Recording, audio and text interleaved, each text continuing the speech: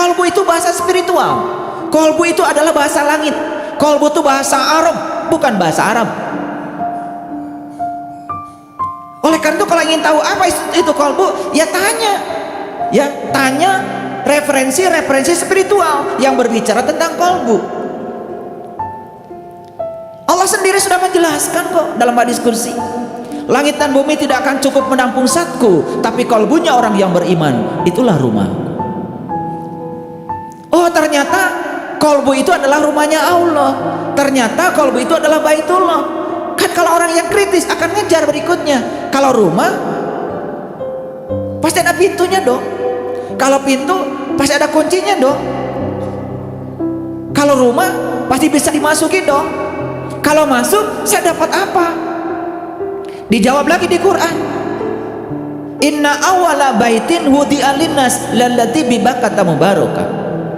Rumah pertama yang aku bangun untuk manusia adalah Bait al-Mubarakah, rumah yang diberkahi, kata Allah. Fihi ayatum bayyinah, di dalamnya ada tanda-tanda aku, kata Allah. Jadi ciri rumahnya Allah itu di dalamnya adalah tanda-tanda Allah. Keren tuh di Quran. Maka Allah jamin, waman dakhalahu kana aminan. Siapa yang bisa memasuki bait itu, amanlah dia. Lalu berduyun-duyun orang pergi ke Makkah, karena secara simbolik kita diajarkan yang namanya Baitullah ya Ka'bah.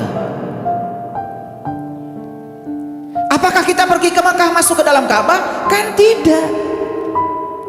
Terus kalau masuk ke dalam Ka'bah, apakah kita akan melihat tanda-tanda Allah di sana? Kan belum tentu. Betul nggak? Nah, ini kita bicara tentang daya kritis. Saya bukan menafikan itu. Saya juga suka membimbing umroh.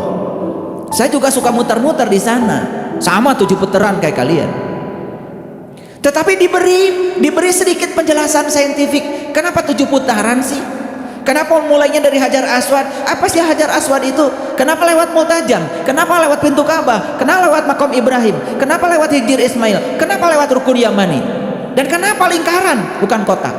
Itu kan sebetulnya pertanyaan-pertanyaan yang alamiah kalau ditanyakan oleh anak-anak yang kritis, dan kita harus menyiapkan jawabannya sebagai orang tua.